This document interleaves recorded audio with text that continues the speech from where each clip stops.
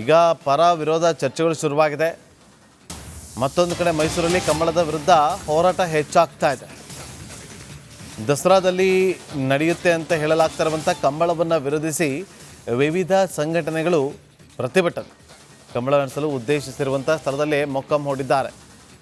ಹಂಚ ಗ್ರಾಮ ವ್ಯಾಪ್ತಿಯ VTU college ಬಳಿ ಧರಣಿ ನಡೀತಾ ಇದೆ.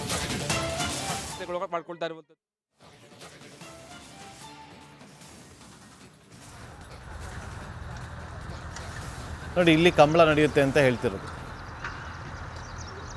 ಆದರೆ ಕಂಬಳ ನಡೆಯೋದು ಬೇಡ ಅಂತ ಹೇಳ್ತಿದ್ದಾರೆ ಕೆಲವರು.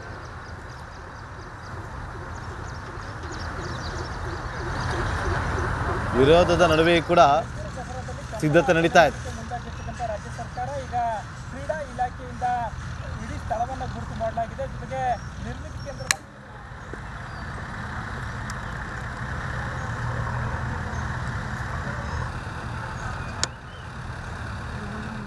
ಪ್ಲಾಸ್ಟಿಕ್ ಬೇಡ, ಭೂಮಿಗೆ ವಿಷ ಮಾಡಬೇಡ. ಮೈಸೂರು ದಸರಾದಲ್ಲಿ ಕಂಬಳ ಮಾಡೋದನ್ನು ವಿರೋಧಿಸಿ ಇವತ್ತು ಪರಿಸರವಾದಿಗಳು ಪ್ರತಿಭಟನೆ ನಡೆಸ್ತಾ ಇರುವಂಥದ್ದು. ನಾನೀಗ ಸದ್ಯ ಪ್ರತಿಭಟನೆ ನಡೆಸ್ತಾ ಇರುವಂತಹ ಸ್ಥಳದಲ್ಲಿದ್ದೇನೆ. ಇದೇ ಒಂದು ಜಾಗದಲ್ಲಿ ಈ ಬಾರಿಯ ದಸರಾದಲ್ಲಿ ಕಂಬಳವನ್ನು ಆಯೋಜನೆ ಮಾಡೋದಕ್ಕೆ ಈಗಾಗಲೇ ಸರ್ಕಾರ ನಿರ್ಧಾರವನ್ನು ಮಾಡಿದೆ. ಅದಕ್ಕೆ ಬೇಕಾದಂತಹ ಸಿದ್ಧತೆಗಳು ಮಾಡ್ಕೊಳ್ತಾ ಇರುವಂಥದ್ದು. ಈ ಒಂದು ಜಾಗದಲ್ಲಿ ಸುಮಾರು 100ಕ್ಕೂ ಹೆಚ್ಚು ಮರಗಳಿದೆ. ಸೊ ಹೀಗಾಗಿ ಇದನ್ನ ಯಾವುದೇ ಕಾರಣಕ್ಕೂ ಕೂಡ ಕಡಿಬಾರ್ದು, ಮೈಸೂರು ದಸರಾದಲ್ಲಿ ಕಂಬಳ ಯಾವುದೇ ಕಾರಣಕ್ಕೂ ಮಾಡಬಾರ್ದು ಅಂತೇಳಿ ಈಗಾಗಲೇ ಪರಿಸರವಾದಿಗಳಿರ್ಬೋದು, ಹಲವು ಪ್ರಗತಿಪರ ಸಂಘಟನೆಗಳು ಪ್ರತಿಭಟನೆಯಲ್ಲಿ ಭಾಗಿಯಾಗಿದ್ದಾರೆ.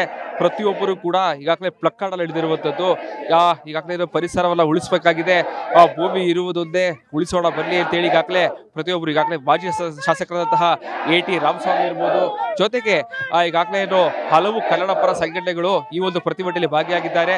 ಪ್ರತಿಯೊಬ್ಬರು ಕೂಡ ಯಾವುದೇ ಕಾರಣಕ್ಕೂ ಕೂಡ ಇಲ್ಲಿ ದಸರಾದಲ್ಲಿ ಕಂಬಳವನ್ನು ಮಾಡಬಾರ್ದು ಅಂತೇಳಿ ಈ ಬಾರಿ ಸುಮಾರು 8 ಕೋಟಿ ವೆಚ್ಚದಲ್ಲಿ ಆ ಕಂಬಳವನ್ನು ಮಾಡೋದಕ್ಕೆ ಈಗಾಗಲೇ ಸರ್ಕಾರ ನಿರ್ಧಾರ ಮಾಡಿದೆ. ಜೊತೆಗೆ ಏನು ಮೈಸೂರಿನ ಹೊರವಲಯದಲ್ಲಿರುವಂತಹ VTU ಕಾಲೇಜ್ ಪಕ್ಕದಲ್ಲಿ ಸ್ಥಳ ನಿಗದಿಯಾಗಿದೆ. ಈ ಒಂದು ಸ್ಥಳದಲ್ಲಿ 100ಕ್ಕೂ ಹೆಚ್ಚು ಮರಗಳಿದೆ. ಸೊ ಹೀಗಾಗಿ ದಸರಾ ಸಂದರ್ಭದಲ್ಲಿ ಅದರಲ್ಲೂ ಕೂಡ ಮರಗಳನ್ನ ತೆರವು ಮಾಡೋದ್ರಿಂದ ಈಗಾಗಲೇ ಪಕ್ಷಿಗಳಿಗೆ ಸಾಕಷ್ಟು ತೊಂದರೆಗಳಾಗುತ್ತೆ. ಜೊತೆಗೆ ಇದೇ ಒಂದು ಜಾಗದಲ್ಲಿ ಸುಮಾರು 2 ಎಕರೆ ಏನೋ ಒಂದು ಕೆರೆ ಬರುತ್ತೆ. ಆ ಕೆರೆಯು ಕೂಡ ಮುಚ್ಚೋದ್ರಿಂದ ಸಾಕಷ್ಟು ತೊಂದರೆಗಳಾಗುತ್ತೆ, ಪರಿಸರಕ್ಕೆ ಧಕ್ಕೆ ಆಗುತ್ತೆ ಅನ್ನೋ ಕಾರಣಕ್ಕಾಗಿ ಸಾಕಷ್ಟು ದೊಡ್ಡ ಮಟ್ಟದಲ್ಲಿ ಪ್ರತಿಭಟನೆ ನಡೆಸ್ತಾ ಇದ್ದಾರೆ. ಪ್ರತಿಯೊಬ್ಬರು ಕೂಡ ನೀವು ದೃಶ್ಯ ಗಮನಿಸ್ತಾ ಇರ್ಬೋದು. ಪ್ರತಿಯೊಬ್ಬರು ಕೂಡ ಮಾತಾಡಿಸುವಂತ ಪ್ರಯತ್ನವನ್ನು ಮಾಡ್ತೀನಿ. ಸರ್, ಈ ಪ್ರತಿಭಟನೆ ನಡೆಸ್ತಾ ಇದ್ದೀರಾ ಸರ್, ಸರ್ಕಾರ ಮಾಡೇ ಮಾಡುತ್ತೆ, ನಿಮ್ಮ ಮುಂದಿನ ನಡೆ ಹೇಗಿರುತ್ತೆ ಸರ್? ಸರ್, ಮುಂದೆ ಇನ್ನೂ ಉಗ್ರ ಹೋರಾಟ. ನೋಡಿ ಸರ್, ದಸರಾ ಬಂದು ನಾಡ ಹಬ್ಬ, ಜನರ ಭಾವನೆಗಳಿಗೆ, ಜನರ ಸಾಂಸ್ಕೃತಿಕ ಹಬ್ಬವಾಗಿರುವಂಥದ್ದನ್ನ ಅವರು ಅವರ ಆಟದ ಮೇಲೆ ಹೋದ್ರೆ ನಿಜಕ್ಕೂ ದಸರಾನೇ ಒಂದು ರೀತಿ ಏನು ಪ್ರವಾಸಿಗರು ಮೈಸೂರು ಬರೋರ ಸಂಖ್ಯೆನೇ ಕಡಿಮೆ ಆಗುತ್ತೆ. ಇಷ್ಟೊಂದು ವಿರೋಧಾಭ್ಯಾಸದಲ್ಲಿ ನಾವು ದಸರಾ ನೋಡಬೇಕಾ ಅಂತ ದಯಮಾಡಿ ಸರ್ಕಾರಗಳು ಅದ್ರ ಕಡೆ ಎಚ್ಚೆತ್ಕೋಬೇಕು. ಯಾವುದೇ ಕಾರಣಕ್ಕೂ ಜನರ ಭಾವನೆಗಳಿಗೆ ವಿರುದ್ಧವಾಗಿ ಯಾವುದೇ ಕಾರ್ಯಕ್ರಮ ಮಾಡಬಾರ್ದು ಸರ್. ಅದು ಈಗ ನಮ್ಮ ಪ್ರತಿನಿಧಿ ವಿನೋದ್ ಪ್ರತಿಭಟನೆ ನಡೀತಾ ಇರುವಂಥ ಸ್ಥಳದಿಂದಲೇ ಈಗ ನೇರ ಸಂಪರ್ಕದಲ್ಲಿ ಜಾಯ್ನ್ ಆಗಿದ್ದಾರೆ. ಒಂದು ಕಡೆ ಕಂಬಳ ಎಲ್ಲಿ ನಡೆದಕ್ಕೆ ಸಿದ್ಧತೆಯನ್ನು ಕೂಡ ಮಾಡ್ಕೊಳ್ತಾ ಇದ್ರಲ್ಲ, ಆ ಜಾಗದಿಂದನೇ ಈಗ ನೇರ ಸಂಪರ್ಕದಲ್ಲಿ ಜಾಯ್ನ್ ಆಗಿದ್ದಾರೆ. ವಿನೋದ್, ಒಂದು ಕಡೆ ಸಿದ್ಧತೆ ನಡೀತಾ ಇದೆ, ಮತ್ತೊಂದು ಕಡೆ ಪ್ರತಿಭಟನೆ ಕೂಡ ನಡೀತಾ ಇದೆ. ಅಲ್ಲಿನ ಸದ್ಯದ ಪರಿಸ್ಥಿತಿ ಹೇಗಿದೆ ಮಾಹಿತಿ ಕೊಡೋದಾದ್ರೆ?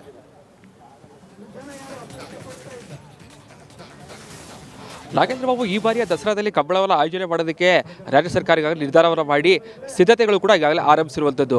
ಇಲ್ಲಿ ಏನೋ VTU ಕಾಲೇಜ್ ಪಕ್ಕದಲ್ಲಿ ಬರುವಂತಹ ಸುಮಾರು 20 ಎಕರೆ ಜಾಗ ಏನಿದೆ, ಈ ಒಂದು ಜಾಗದಲ್ಲಿ ಕಂಬಳ ನಡೆಸುತ್ತೆ. ಸೊ ಹೀಗಾಗಿ ದೃಶ್ಯ ಗಮನಿಸ್ತಾ ಇರ್ಬೋದು. ಈಗಾಗಲೇ ಪರಿಸರವಾದಿಗಳು, ಕನ್ನಡ ಪರ ಸಂಘಟನೆಗಳು, ಜೊತೆಗೆ ವಿವಿಧ ಪರ ಸಂಘಟನೆಗಳಲ್ಲಿ ಬಂದಿರುವಂತಹ ಕಾರ್ಯಕರ್ತರೆಲ್ಲರೂ ಕೂಡ ಈಗಾಗಲೇ ಪ್ರತಿಭಟನಾ ಧರಣಿಯಲ್ಲಿ ಭಾಗಿಯಾಗಿದ್ದಾರೆ. ಈಗಾಗ ಮಾಜಿ ಶಾಸಕರಾದಂತಹ AT ರಾಮಸ್ವಾಮಿ ಅವರು ಕೂಡ ಮಾತಾಡ್ತಾ ಇರುವಂಥದ್ದು. ಬಹಳ ಪ್ರಮುಖವಾಗಿ ಪ್ರತಿಯೊಬ್ಬರು ಕೂಡ ಆಗ್ರಹ ಮಾಡ್ತಾ ಇರುವಂಥದ್ದು, ಈ ಜಾಗದಲ್ಲಿ ಕಂಬಳ ಮಾಡೋದು ಬೇಡ ಅಂತೇಳಿ. ಯಾಕಂತಂದ್ರೆ ಈ ಜಾಗದಲ್ಲಿ ಸುಮಾರು 100ಕ್ಕೂ ಹೆಚ್ಚು ಮರಗಳು ಬರ್ತವೆ. ಜೊತೆಗೆ ದಸರಾ ಸಂದರ್ಭದಲ್ಲಿ ಕಂಬಳವನ್ನು ಯಾವುದೇ ಕಾರಣಕ್ಕೂ ಕೂಡ ಆಯೋಜನೆ ಮಾಡೋದು ಬೇಡ ಅಂತೇಳಿ ಪ್ರತಿಯೊಬ್ಬರು ಕೂಡ ಸಾಕಷ್ಟು ದೊಡ್ಡ ಮಟ್ಟದ ಆಕ್ರೋಶನ ಹೊರಹಾಕ್ತಾ ಇದ್ದಾರೆ. ಏನು ಮೈಸೂರು ಹೊರವಲಯದಲ್ಲಿ ಬರುವಂತಹ ಸುಮಾರು 20 ಎಕರೆ ಜಾಗ ಏನಿದೆ, ಈ ಒಂದು ಜಾಗದಲ್ಲಿ ಈಗಾಗಲೇ ಕಂಬಳವನ್ನು ಮಾಡೋದಕ್ಕೆ ಸರ್ಕಾರ ನಿರ್ಧಾರವನ್ನು ಮಾಡಿ ಒಂದಷ್ಟು ಸಿದ್ಧತೆಗಳು ಕೂಡ ಈಗಾಗಲೇ ಆರಂಭ ಮಾಡಿದೆ. ಯಾಕಂದರೆ ಸುಮಾರು 8 ಕೋಟಿ ವೆಚ್ಚದಲ್ಲಿ ಈ ಬಾರಿಯ ದಸರಾದಲ್ಲಿ ಕಂಬಳವನ್ನು ಮಾಡೋದಕ್ಕೆ ಒಂದು ರೀತಿಯಲ್ಲಿ ಸರ್ಕಾರವು ಕೂಡ ಹಠಕ್ಕೆ ಬಿದ್ದಂತೆ ಕಾಣ್ತಾ ಇರುವಂಥದ್ದು. ಇರುವಂಥದ್ದು. ನಾನೀಗ ಸದ್ಯ ಏನು ಆ ಪ್ರತಿಭಟನೆ ನಡೆದ ಸ್ಥಳ ಜೊತೆಗೆ ಇಲ್ಲಿರುವಂತಹ ಮರಗಳ ತೋರಿಸ್ತಿಲ್ಲ ಕ್ಯಾಮ್ರಾಮನ್ ಸಚಿನ್ ಅವರು. ಸುಮಾರು 100ಕ್ಕೂ ಹೆಚ್ಚು ಮರಗಳು ಈ ಒಂದು ಸುಮಾರು 20 ಎಕರೆ ವಿಸ್ತೀರ್ಣ ಹೊಂದಿರುವಂತಹ ಈ ಒಂದು ಸರ್ಕಾರಿ ಜಾಗ ಏನಿದೆ, ಈ ಒಂದು ಜಾಗದಲ್ಲಿ ಸುಮಾರು 100ಕ್ಕೂ ಹೆಚ್ಚು ಮರಗಳಿದೆ. ಒಂದು ವೇಳೆ ಸರ್ಕಾರ ಈಗ ಅವರು ಕಬ್ಬಳ ಮಾಡೋದಕ್ಕೆ ಅನುಮತಿಯನ್ನು ಕೊಟ್ಟಿದ್ದೇ ಆದಲ್ಲಿ ಇಷ್ಟು ಮರಗಳು ಕೂಡ ಸಂಪೂರ್ಣವಾಗಿ ನಾಶ ಆಗುವಂತಹ ಸಾಧ್ಯತೆ ಇದೆ. ಸೊ ಹೀಗಾಗಿ ಆರಂಭದಲ್ಲಿ ಸುಮಾರು 15ಕ್ಕೂ ಹೆಚ್ಚು ಮರಗಳನ್ನು ಕಡಿದಿದ್ರು. ಅವರ ವಿರುದ್ಧ ಈಗಾಗಲೇ FIR ಕೂಡ ದಾಖಲಾಗಿದೆ. ಮತ್ತೊಂದು ಭಾಗದಲ್ಲಿ ಸುಮಾರು 2 ಎಕರೆ ಏನೊಂದು ಕೆರೆ ಬರುತ್ತೆ, ಆ ಕೆರೆ ಜಾಗವನ್ನು ಕೂಡ ಮುಚ್ಚುವಂತಹ ಹಂತಕ್ಕೆ ಈಗ ಈ ಒಂದು ಸ್ಥಳ ಬಂದಿರುವಂಥದ್ದು. ಸೊ ಹೀಗಾಗಿ ಇಷ್ಟೆಲ್ಲ ಅಂದರೆ ಮರಗಳನ್ನು ಬೆಳೆಸಬೇಕು, ಈ ಅರಣ್ಯ ಸಂಪತ್ತನ್ನು ಉಳಿಸಬೇಕು ಅಂತೇಳಿ ರಾಜ್ಯ ಸರ್ಕಾರ ಸಾಕಷ್ಟು ಹಣವನ್ನು ಖರ್ಚು ಮಾಡುತ್ತೆ. ನೂರಾರು 16 ವರ್ಷಗಳಿಂದ ಬೆಳೆದಿರುವಂತಹ ಇಂಥ ಮರಗಳಿಗೆ ಈಗ ಕೊಡಲಿ ಪೆಟ್ಟು ಪಡೆಯೋದಕ್ಕೆ ಪರಿಸರ ಇಲಾಖೆಗೆ ಅನುಮತಿಯನ್ನು ಕಾಯ್ತಾ ಇರುವಂಥದ್ದು. ಸೊ ಹೀಗಾಗಿ ಯಾವುದೇ ಕಾರಣಕ್ಕೂ ಕೂಡ ಪ್ರತಿಭಟನೆ ಮಾಡ್ತಾ ಇರುವಂತಹ ಪ್ರತಿಯೊಬ್ಬರು ಕೂಡ ಹೇಳ್ತಾ ಇರುವಂಥದ್ದು ಈ ಒಂದು ಸ್ಥಳದಲ್ಲಿ ಕಬ್ಬಳವನ್ನು ಮಾಡೋದು ಬೇಡ. ಮತ್ತು ಇನ್ನೂ ಹಲವರು ಕೂಡ ಹೇಳ್ತಾ ಇರುವಂಥದ್ದು ದಸರಾ ಸಂದರ್ಭದಲ್ಲಿ ಕಬ್ಬಳವನ್ನು ಆಯೋಜನೆ ಮಾಡೋದು ಬೇಡವೇ ಬೇಡ ಅಂತೇಳಿ ಈಗಾಗಲೇ ಪ್ರತಿಯೊಬ್ಬರು ಮೈಸೂರಿನ ಸಾಕಷ್ಟು ದೊಡ್ಡ ಮಟ್ಟದ ಆಗ್ರಹ ಆಗಿದೆ. ಇದೆಲ್ಲದರ ಮಧ್ಯೆಯೂ ಕೂಡ ಈಗಾಗಲೇ ಈ ಒಂದು ಸ್ಥಳದಲ್ಲಿ ಕಬ್ಬಳಕ್ಕೆ ಎಲ್ಲ ಸಿದ್ಧತೆಗಳು ಕೂಡ ಈಗಾಗಲೇ ಆರಂಭ ಆಗಿರುವಂಥದ್ದು. Nagendra Babu. Okay, thank you Vinod ನಿಮ್ಮೆಲ್ಲ ಮಾಹಿತಿಗಾಗಿ.